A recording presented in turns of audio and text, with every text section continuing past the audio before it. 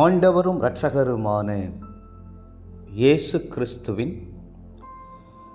ஈடு இணையற்ற நாமத்தில் அன்றன்றுள்ளப்பம் வாசகர்களுக்கு எங்கள் அன்பின் வாழ்த்துக்கள்.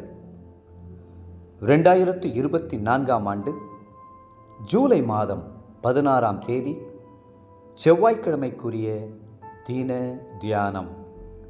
இன்றைய தலைப்பு விருத்தி அடையுங்கள்.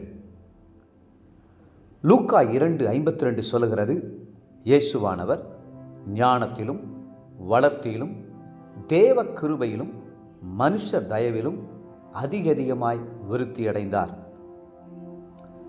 இயேசு கிறிஸ்துவனுடைய இளமையை குறித்தோ வாலிப பருவத்தை குறித்தோ வேதம் அதிகமான காரியங்களையும் சம்பவங்களையும் கூறாமல் இருந்தாலும் மேலே சொல்லப்பட்டிருக்கும் ஒரே வசனத்தின் மூலமாக அவருடைய இளமை பருவத்தை குறித்து நாம் தெளிவாக அறிந்து கொள்கிறோம். அவர் அதிகமாய் விருத்தி அடைந்தார். அவர் விருத்தி அடைந்ததினாலே உங்களையும் விருத்தியடைய செய்ய வல்லவராயிருக்கிறார்.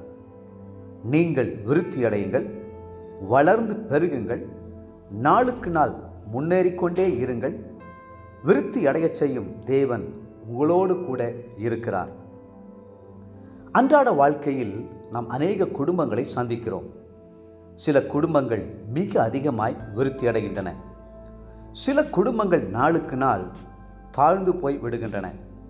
சில தொழில்கள் படிப்படியாக விருத்தி அடைகின்றன. ஆனால் சிலருடைய தொழில்களோ நாளுக்கு நாள் நஷ்டமாகி நலிந்து போய்விடுகின்றன. இதுபோல ஒரே குடும்பத்தில் பிறந்த பலரில் ஒரு சிலர் வர வர விருத்தி அடைந்து குடும்ப பெயரை மேன்மையாக்குகிறார்கள். ஆனால் சிலரோ எல்லாவற்றிலும் நலிவுற்று குன்றி போய் குடும்பத்திற்கே அவமான சின்னமாக விளங்குகிறார்கள். நீங்கள் விருத்தியடைய விரும்புகிறீர்களா அல்லது குன்றி போக விரும்புகிறீர்களா?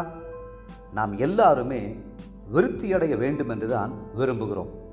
அப்படி விருத்தி அடையும் போது இயேசுவை போல் விருத்தி அடைந்து விடுங்கள். அவர் எதிலெல்லாம் விருத்தி அடைந்தாராம்? 4 காரியங்களிலே அவர் விருத்தி அடைந்ததாக வேதம் நமக்கு தெளிவாய் கூறுகிறது.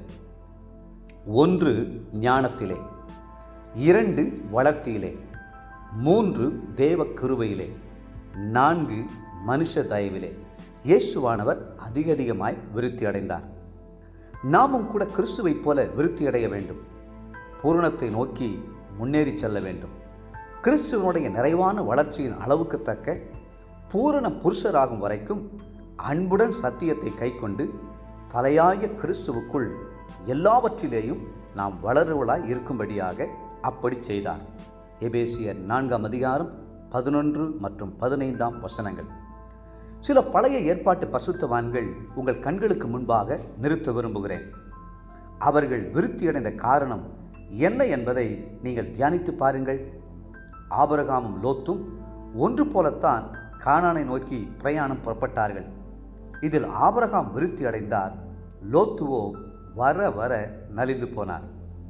ஆபிரகாமைப் போல நீங்களும் கர்த்தருடைய வார்த்தைக்கு கீழ்ப்படிந்து அவருடைய சித்தத்தை பூரணமாக செய்யும் போது நிச்சயமாகவே விருத்தி அடைவீர்கள்.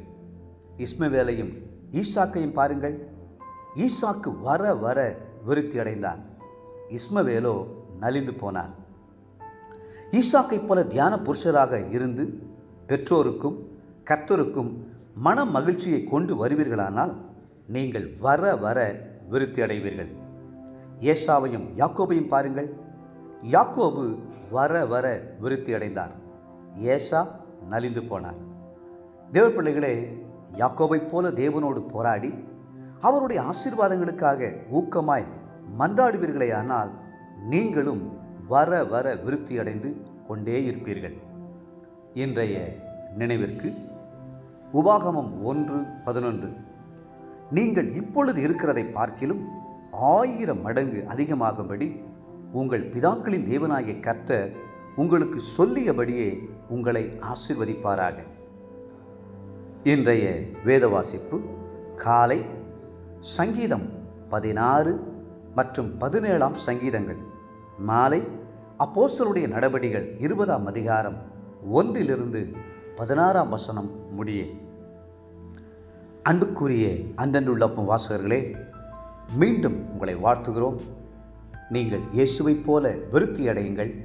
கர்த்தர் தாமே உங்களை ஆசீர்வதித்து மென்மேலும் உயர்த்துவாராக. ஆமென்.